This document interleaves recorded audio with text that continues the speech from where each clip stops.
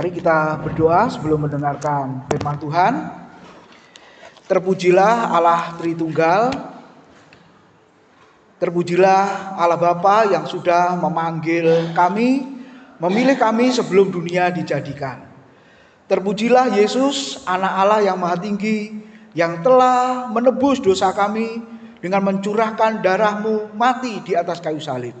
Dan terpujilah Allah Roh Kudus yang sudah menginsafkan kami akan dosa, melahirbarukan kami sehingga kami menjadi anak-anak Allah. Biarlah segala kemuliaan, kehormatan hanya bagi Tuhan. Terima kasih buat kesempatan yang indah pada pagi hari ini. Biarlah pujian, doa, penyembahan kami kiranya berkenan di hadapan Tuhan.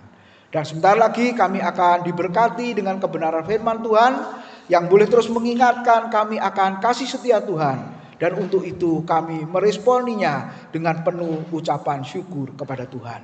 Tuhan berkati pemberitaan firman-Mu, Tuhan pakai hamba-Mu menjadi saluran berkat pada pagi hari ini. Terima kasih Tuhan, hanya di dalam nama Tuhan Yesus kami sambut firman Tuhan.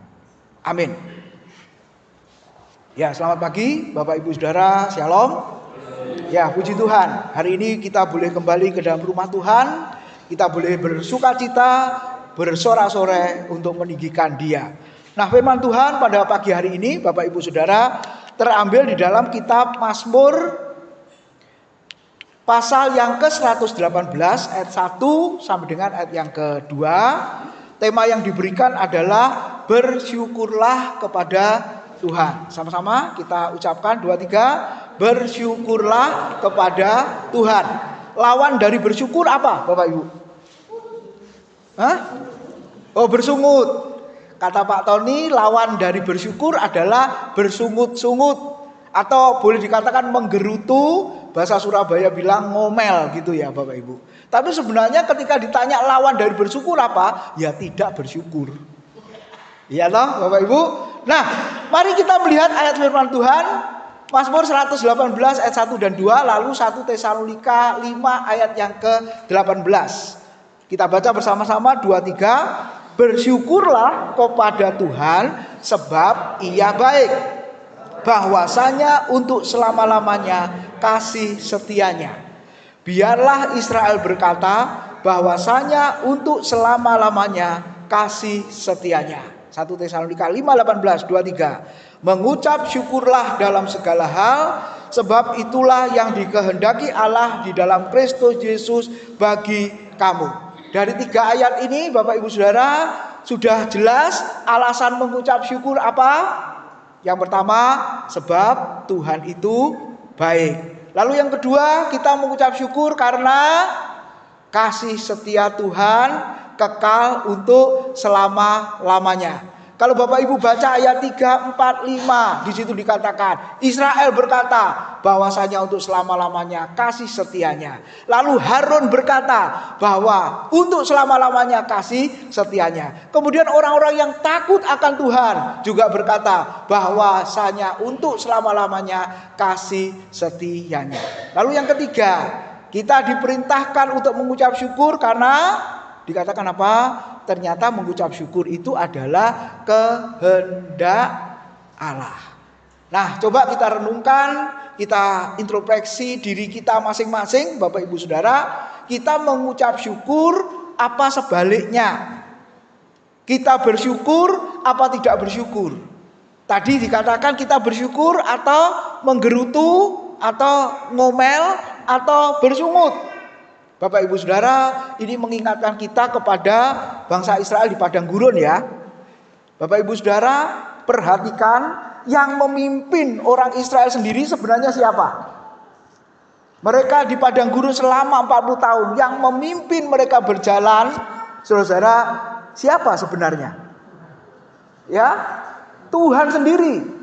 Walaupun Alkitab mengatakan Musa sebagai pemimpin selama 40 tahun membebaskan bangsa Israel keluar dari perbudakan Mesir sampai ya ke perbatasan mau masuk ke negeri perjanjian, saudara. Tapi sebenarnya Alkitab berkata Tuhan sendiri yang memimpin. Bayangkan saudara, kalau kita dipimpin oleh orang pemimpin yang baik saja kita bersyukur ya. Tapi Alkitab berkata Tuhan sendiri yang memimpin. Tapi kenyataannya Alkitab mengatakan apa Israel bersyukur? Justru mereka banyak bersungut-sungut. Ada tiang awan, ada tiang api.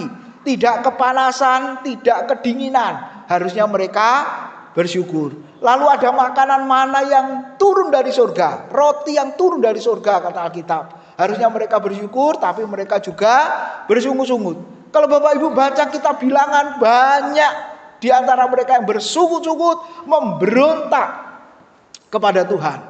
Lalu diberi air minum, ya, mereka juga tidak mengucap syukur. Diberi daging, mereka juga rakus kata Alkitab, saudara-saudara. Mereka tetap bersikeras, mereka tetap mengancam Musa, mengancam Yosua, mau melempari mereka dengan batu. Bahkan bersungut-sungutnya, menyedihkan, Alkitab berkata, menyedihkan, menduka citakan hati Tuhan.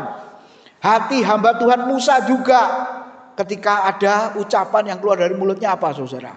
Lebih baik kami tinggal di Mesir. Di sana ada makanan, ada sayuran, di sini gersang kering.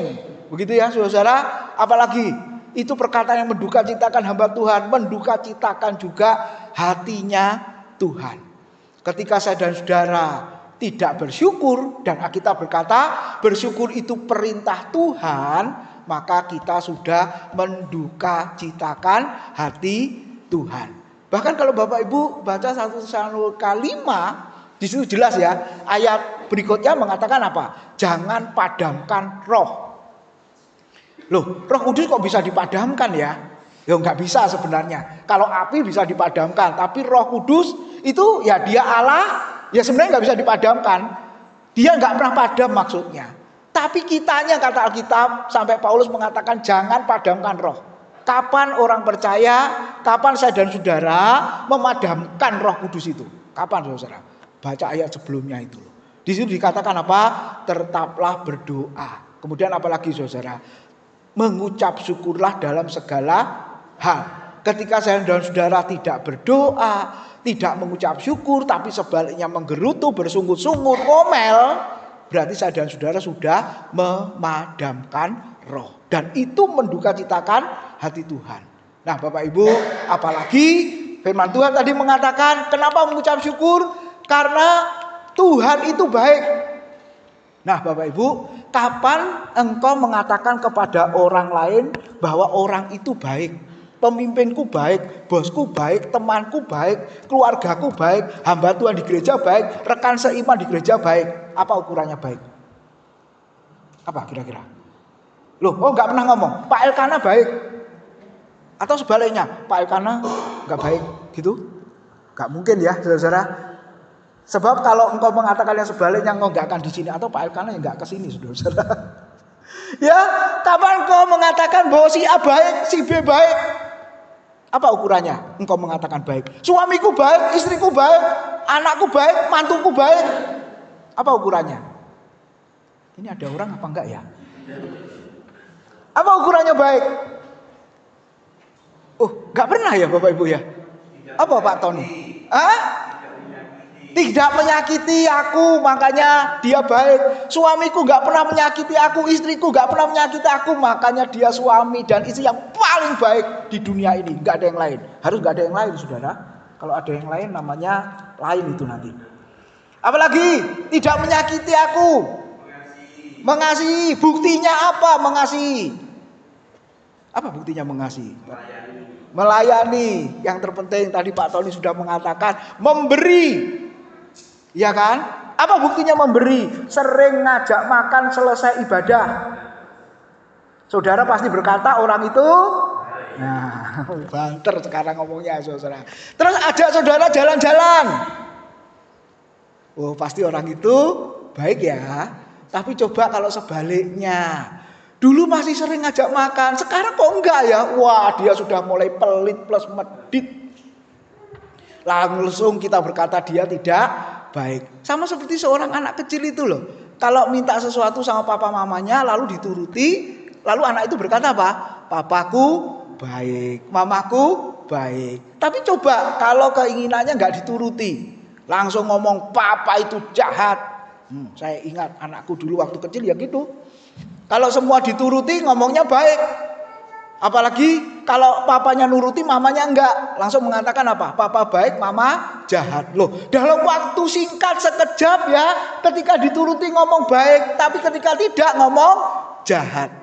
Nah, kadang-kadang kita orang percaya itu ya seperti anak kecil itu tadi, saudara-saudara.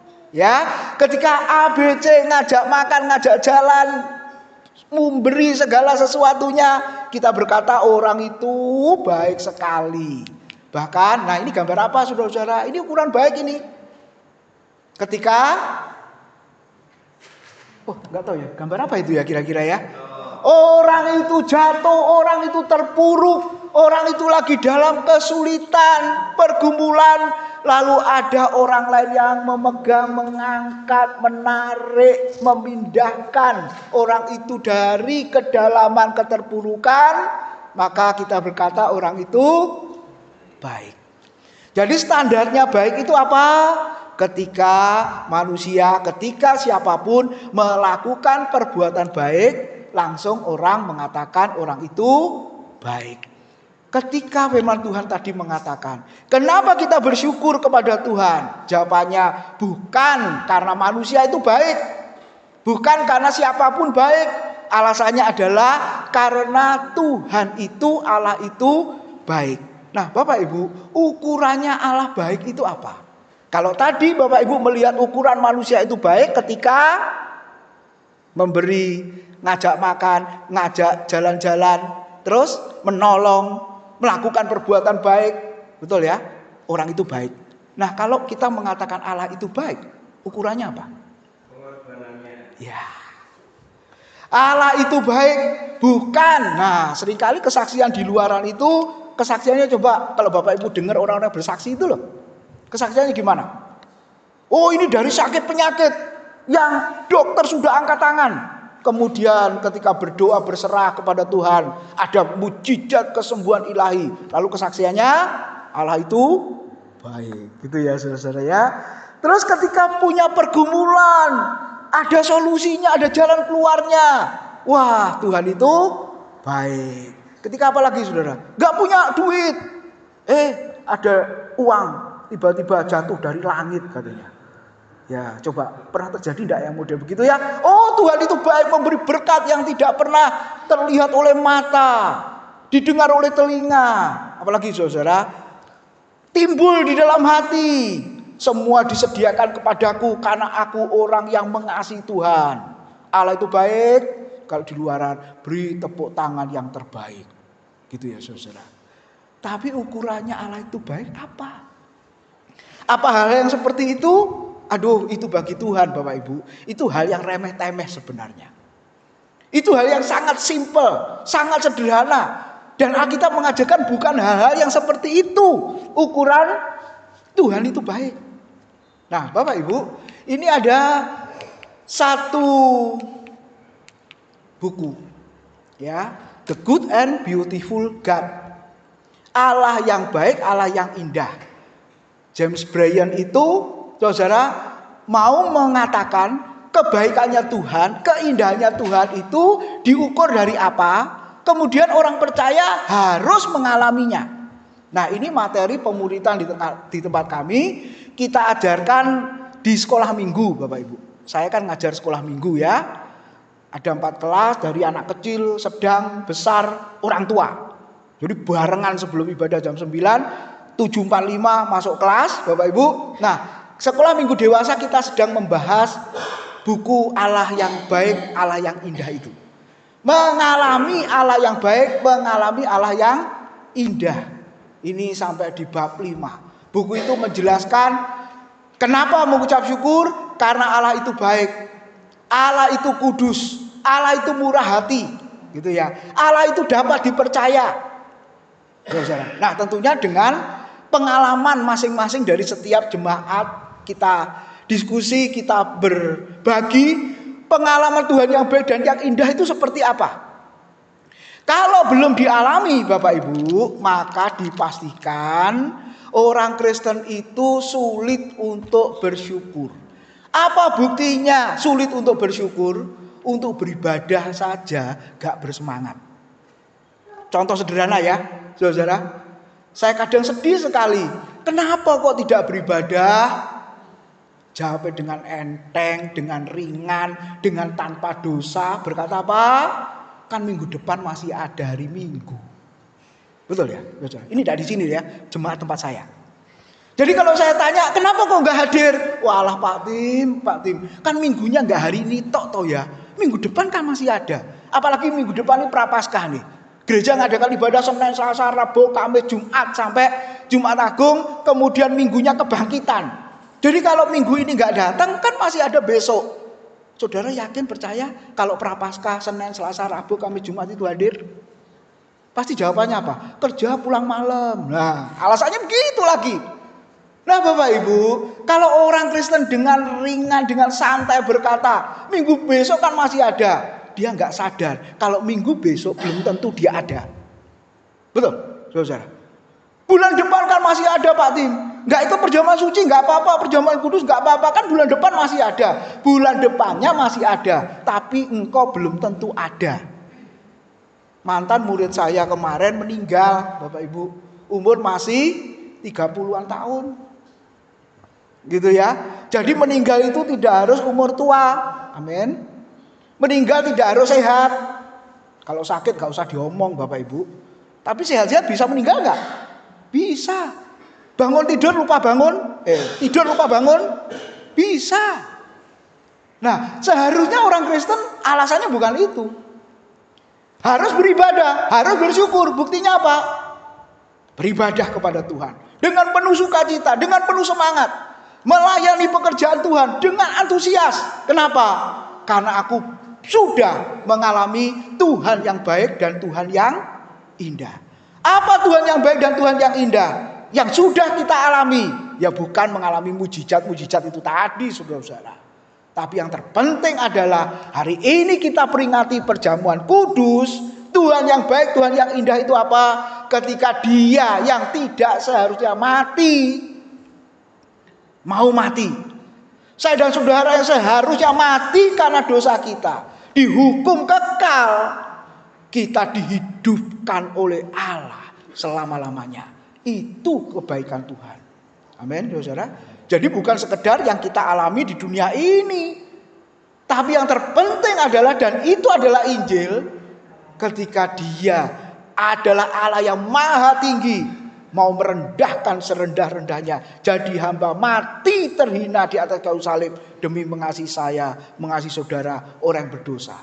Sebab kalau Tuhan tidak lakukan itu Bapak Ibu, kita tidak mungkin bisa seperti hari ini. Nah itu Tuhan yang baik, Tuhan yang indah. Pertanyaannya, berapa banyak orang Kristen menyadari itu Bapak Ibu? Dan kalau kita terus diingatkan, bukan hanya sekali setahun waktu Prapaskah, Paskah saja kita diingatkan kasih Tuhan. Tapi setiap saat, setiap waktu kita diingatkan kasih Tuhan. Dan itu yang membuat saudara, anugerah Tuhan yang mendahului respon saya dan saudara untuk kita datang kepada Tuhan. Nah sekarang kebaikannya Tuhan itu diukur dari apa? Nah ayat berikutnya di Mazmur 118 itu juga disinggung tentang, coba kita baca dulu ya. Saya lihat Mazmur 138 ayat 7. Sama-sama 2, 3. Jika aku berada dalam kesesakan, engkau mempertahankan hidupku. Terhadap amarah musuhku engkau mengulurkan tanganmu, dan tangan kananmu menyelamatkan aku. Lagu ini jadi lagu ya. Tahu lagunya? Lagu lama. Jika aku berada dalam kesesakan, engkau mempertahankan hidupku ini, dan tangan kananmu menyelamatkan aku. Yesus akan menyelesaikan bagiku. Ku bersyukur sebab. Nah kalau umur sudah 55 tahun tahu lagu itu. Tapi kalau anak-anak kita nggak tahu lagu itu saudara. Ya pasti nggak tahu. Karena di gereja juga jarang dinyanyikan. Nah Bapak Ibu Saudara, kebaikannya Tuhan dilihat dari apa? Tangan kanannya yang apa saudara? Menyembuhkan, menolong, menyelamatkan. Wah ini luar biasa ya saudara. Nah sekarang kalau tangan kanan Tuhan yang menyelamatkan umatnya, terus tangan saudara yang dipegang tangan kanannya Tuhan itu tangan kiri apa tangan kanan? Loh ini pertanyaan gampang ini di sekolah minggu ini Bapak Ibu. Kalau Tuhan memegang hidupmu dengan tangan kanannya, lalu engkau yang dipegang tangan kanan apa tangan kiri? Apa kepala apa kaki? Nggak ada ayatnya kakimu dipegang gitu ya. Melorot nanti ya. Ayo Bapak Ibu, tangan kanan apa tangan kiri saudara yang dipegang tangan kanannya Tuhan? Yang tangan kanan angkat tangan. 1, 2, 3, 4. 4 ya. Yang tangan kiri angkat tangan. 1, 2, 3, 4. Loh, lainnya tangan, kedua tangan. Bapak Ibu Saudara, kalau tangan kanan Tuhan memegang tangan, mungkin Bapak Ibu mikirnya seorang bapak yang gandeng anak. Betul? Ya. Atau oma-oma gandeng cucunya. Kalau oma bapak pakai tangan kanan, yang digandeng tangan kanan apa kiri? Kiri ya. Kalau tangan kanan gimana? Nabrak ya. Gitu kan? Bisa mikir ya Bapak Ibu ya. Kita gandeng toh. Tangan kanan. Terus yang digandeng ya tangan kiri biasanya ya.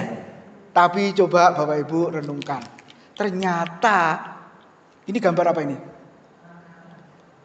Sama-sama tangan kanan, apa tangan kanan dan tangan kiri, apa keduanya tangan kiri?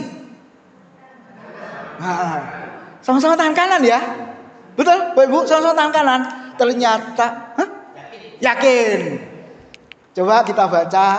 Nah, Yesaya 41 ayat 10 sama ya dikatakan. Janganlah takut sama-sama. Sebab aku menyertai engkau, janganlah bimbang sebab aku ini Allahmu, aku akan meneguhkan, bahkan akan menolong engkau, aku akan memegang engkau dengan tangan kananku yang membawa kemenangan.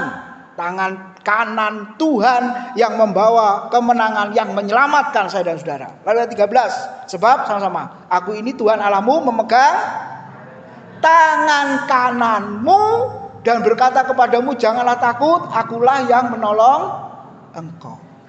Di Alkitab selalu memberitahu kepada kita, Tuhan kalau pegang kita itu selalu pakai tangan kanannya. Gak pernah disebut tangan kiri, gak pernah.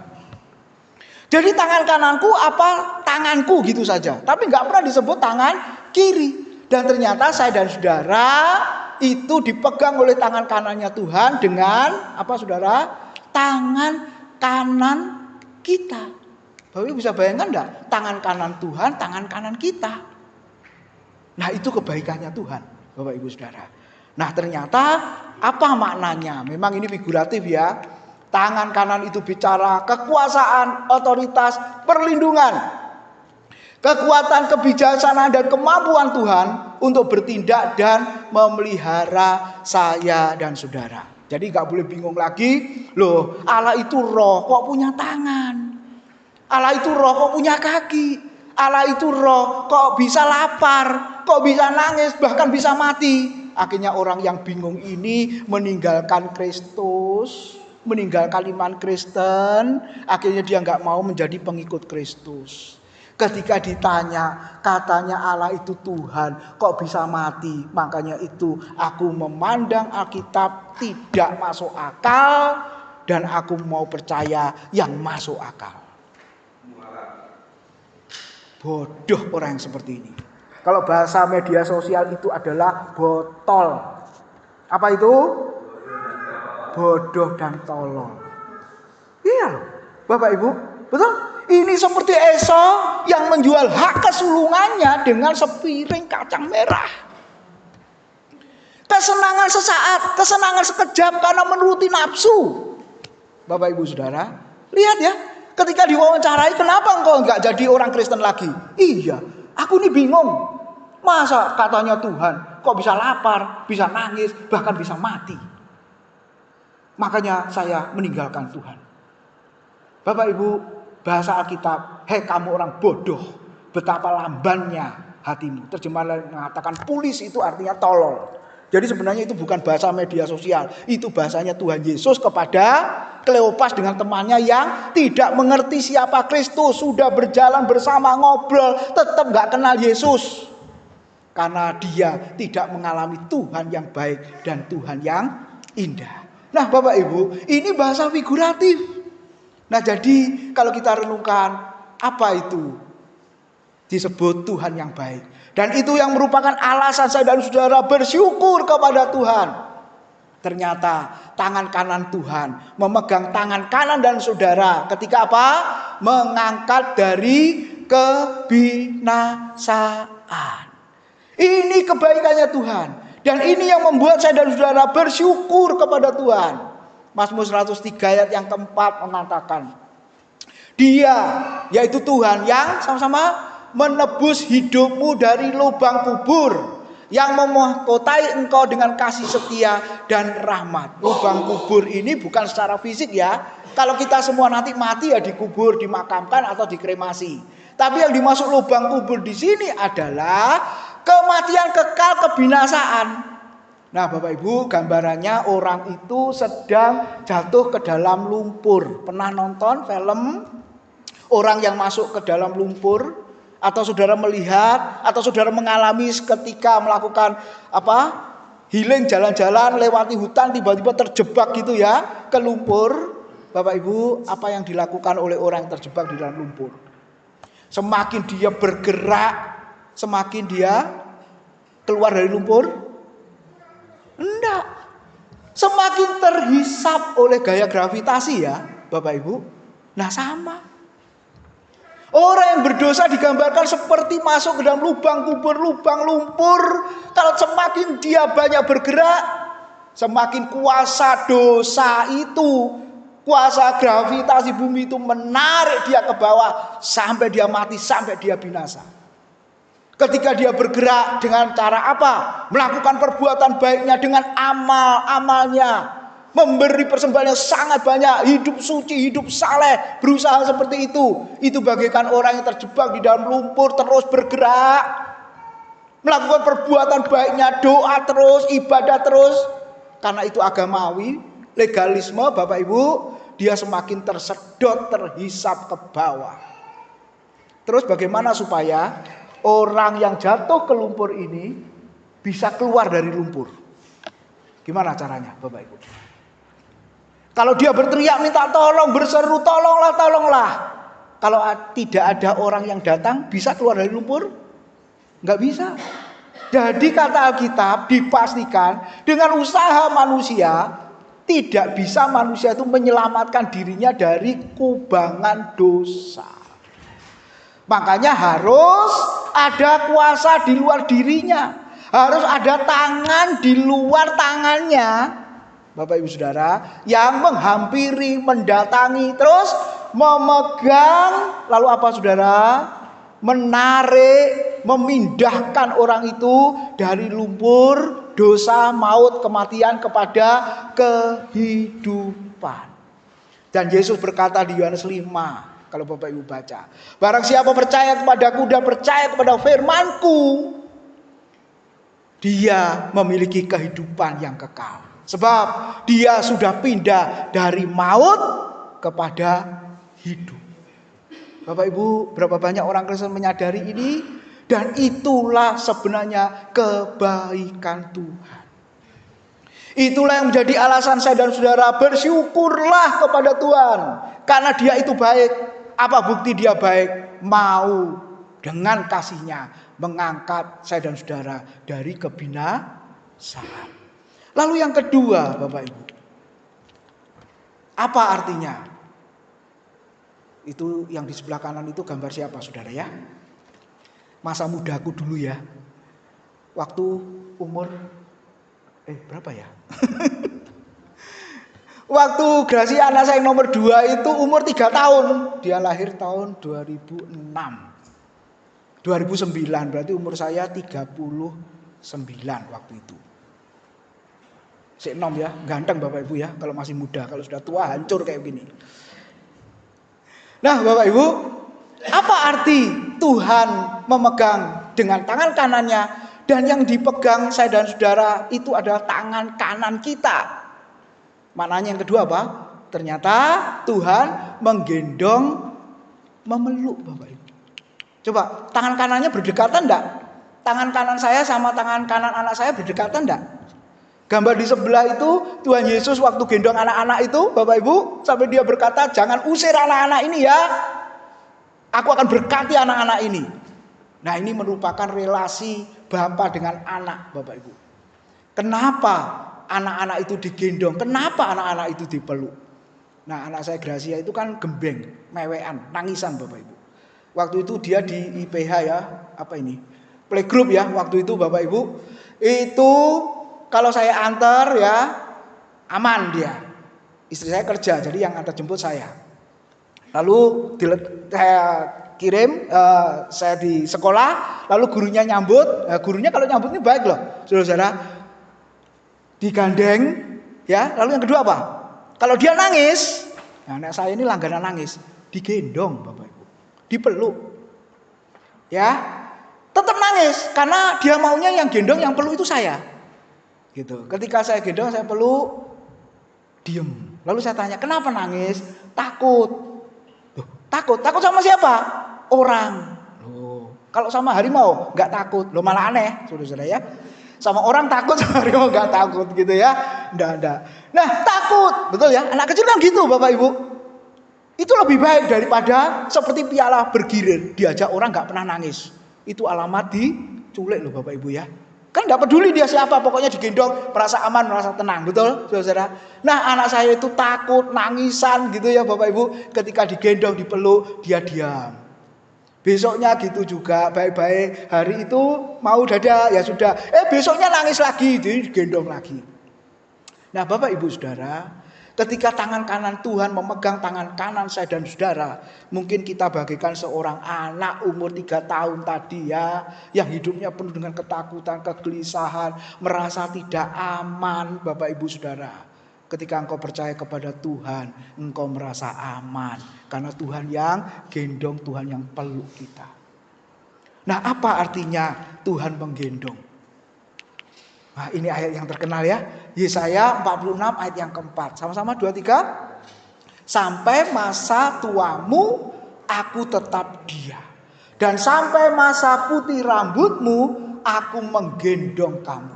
Aku telah melakukannya dan mau menanggung kamu terus. Aku mau memikul kamu dan menyelamatkanmu.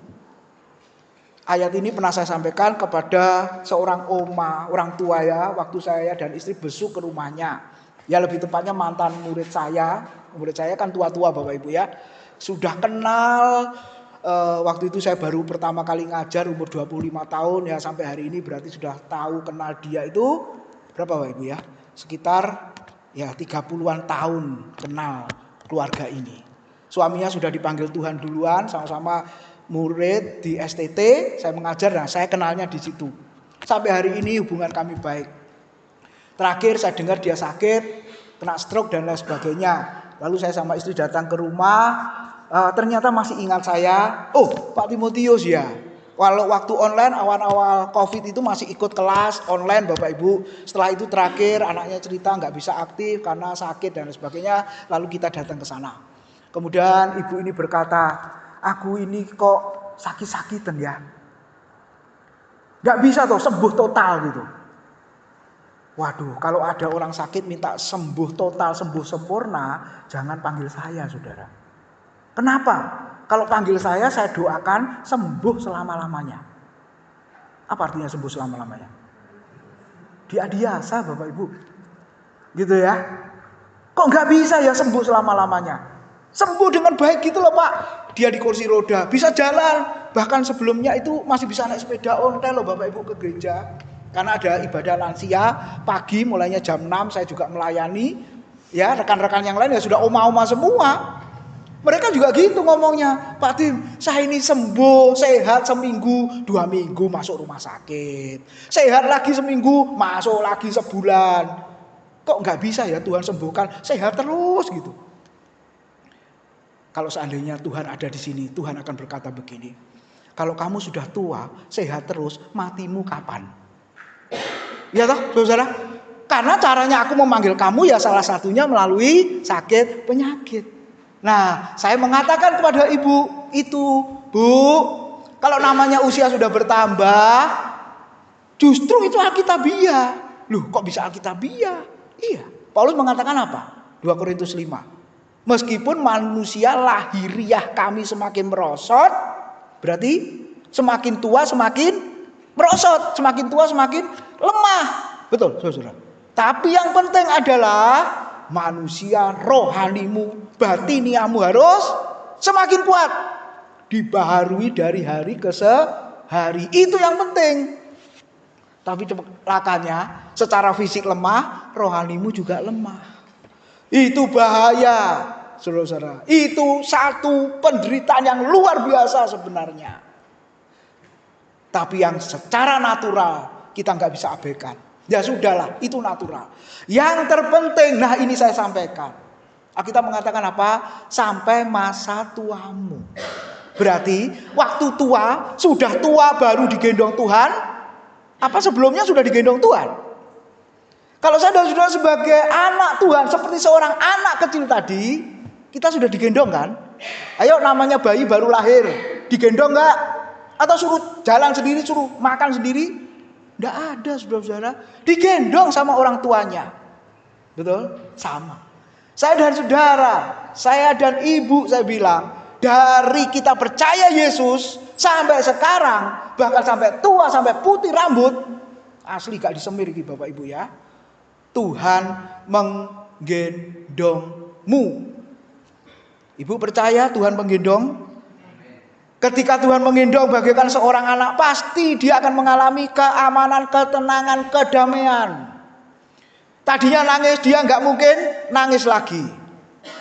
Dan apa arti menggendong tadi Bapak Ibu? Sustain dari terjemahan NIV ya. Itu artinya apa? Coba nggak bisa slide-nya. Oh, sudah di sini bisa ya. Di situ arti aku menggendong kamu itu, aku menopang, mengalami, menahan, menyokong, meneruskan, dan yang terpenting apa saudara? Aku ikut menderita bersamamu. Ini yang luar biasa. Ketika seorang anak itu sakit, nangis, orang tua ikut sakit, ikut nangis enggak? Karena kita tidak tahu apa yang dialami, yang dirasakan oleh anak itu. Dan yang sakit mana, orang tua tahu nggak? Nggak tahu kan? Tapi merasa sedih, anakku sakit. Saudara, terutama seorang ibu, karena dia melahirkan anaknya. Kalau bapak mungkin nggak terlalu, karena nggak pernah melahirkan. Tapi seorang ibu yang hatinya dekat dengan anaknya, jantungnya dekat dengan jantung anaknya, hidupnya dekat dengan anaknya, yang hari-hari di rumah bersama dengan dari bayi sampai dewasa katakanlah. Ibunya yang merasakan. Nah Bapak Ibu, ketika Alkitab tadi berkata, sampai masa tuamu aku menggendong kamu. Artinya apa saudara-saudara? Dari engkau percaya Yesus sebagai anak Allah, sampai detik ini engkau tetap percaya kepada Allah. Aku menderita bagi kamu. Aku menahan kamu, menyokong, menopang kamu. Bahkan terjemahan menanggung tadi, carry itu membawa, mengangkat kamu. Nah Bapak Ibu, itu yang Yesus lakukan dalam hidup kita. Ketika dia itu baik, kita bersyukur kepada dia. Yaitu apa? Karena dia menggendong kita. Lalu yang terakhir Bapak Ibu, Tuhan itu baik. Bersyukurlah kepadanya. Apa kebaikannya Tuhan? Tadi tangan kanannya memegang tangan kanan kita. Nah ini analoginya adalah suami dan istri. Nah coba lihat Bapak Ibu. Itu gambar apa? Istrinya ada di depan, suaminya di belakang. Sama-sama tangan kanannya dekat dengan tangan kanan istrinya kan? Betul? Asal istrinya sendiri ya, jangan istri orang lain ya. Nanti viral Bapak Ibu ya. Mensupport, melindungi, menyokong, mendukung. Itu yang Tuhan lakukan Bapak Ibu. Nah, merangkul, melindungi, menjaga keamanan. Dan akhirnya istrinya merasa tenang. Halo istri-istri yang dipeluk sama suami, dirangkul suami, tenang gak? Atau gak usah. Lebih baik tangan kanannya orang itu aja aku merasa tenang. Wah gak beres ini saudara. Ini gak beres ini. Ya, nah hubungan yang baik Bapak Ibu Saudara, suaminya, istrinya. Nah, Tuhan menggambarkan, Alkitab menggambarkan pada kita, saudara-saudara, di kitab Hosea jelas, Allah bagaikan suami yang setia, tapi bangsa Israel istri yang tidak setia. Buktinya apa? Selingkuh. Punya istri-istri yang lain, punya kekasih-kekasih yang lain, yaitu berhala-berhala, Bapak Ibu Saudara. Makanya di surat Efesus sangat jelas ya, Kristus sebagai kepala gereja, jemaat adalah tubuhnya. Nanti ketika disatukan dalam pernikahan anak domba, artinya apa Bapak Ibu? Kesatuan yang tidak terpisahkan. Ini kalau di YouTube disalahartikan Bapak Ibu. Orang Kristen ini kacau, nanti menikah dengan Allahnya, melakukan hubungan seks katanya. Ini ngawurnya luar biasa. Itu sebenarnya figuratif yang menunjukkan bahwa apa? Kalau suami istri dalam dunia bisa terpisah enggak?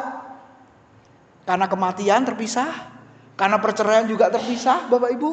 Tapi nanti kita bersama dengan Kristus, pernikahan anak domba, Kristus yang sempurna, jemaat yang sempurna, Kristus yang dewasa, jemaat yang dewasa, kita disatukan yang tidak terpisahkan. Tangan kanan dia memegang tangan kanan saya dan saudara. Lalu ujiannya apa? Saudara pernah ngalamin ini? Jadi ujiannya bersyukur ini salah satunya Bapak Ibu. Liburan kemarin adik saya pulang dari Surabaya ke Kediri. Biasanya kalau naik bis patah saja sampai rumah itu 2 jam. Ya, apalagi kalau bawa mobil sendiri mungkin tidak sampai 2 jam. Bapak Ibu Saudara. Tapi kemarin waktu libur lebaran sampai rumah saya tanya berapa jam? 4,5 jam. Keluar tol Kertosono itu sudah nggak bisa jalan. Nah pertanyaannya, di tengah kemacetan seperti itu, berkeluh kesah sama-sama atau menggerutu atau bersyukur? Kita semua pernah ngalami ini kan? Yang naik sepeda motor pun ya sama. Kalau nggak bisa lewat, nggak bisa jalan gimana? Enak naik mobil masih ada AC-nya dingin. Lah kalau naik motor, apalagi kalau kehujanan, betapa menderitanya.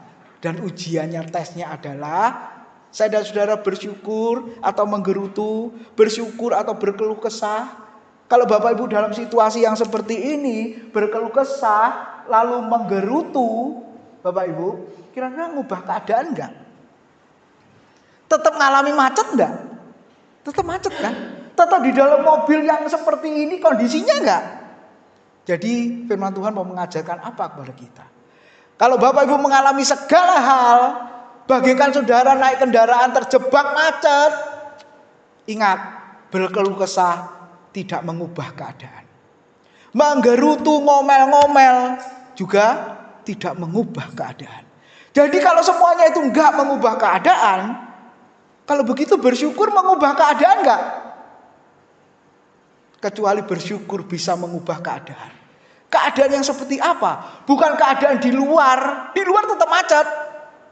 Tapi keadaan hatimu, keadaan pikiranmu, keadaan hidupmu berubah enggak? Ketika engkau bersyukur kepada Tuhan, keadaan hatimu yang berubah. Mungkin situasi sekelilingmu enggak berubah, tapi hatimu, hidupmu yang berubah. Dan setelah itu saudara diingatkan oleh Tuhan, ingat, aku yang memegang tangan kananku dengan tangan kananmu. Sekarang bukan hanya tangan kanan saja, tapi tangan kanan dan tangan kiriku yang terpaku di atas kayu salib. Yang mau menunjukkan apa? Terbuka bagi siapapun yang mau datang. Bahkan bisa menjangkau banyak orang, bahkan seluruh dunia ini. Dan tangannya terbuka. Bapak Ibu lihat, ketika Yesus di atas kayu salib, dia terpaku, tangannya terlentang, betul saudara-saudara? Dia terbuka menyambut saya dan saudara, terbuka untuk menerima semua orang, bahkan seisi dunia ini yang mau datang percaya kepada Tuhan. Biarlah Israel berkata, biarlah saya dan saudara berkata, bahwasanya untuk selama-lamanya kasih setianya. Biarlah kita terus mengingat kebaikannya, mengingat kasih setianya. Marilah kita bersyukur dan setia kepadanya. Terakhir, saudara-saudara, gospel connection-nya apa? Ya, kami lagi belajar tentang Injil.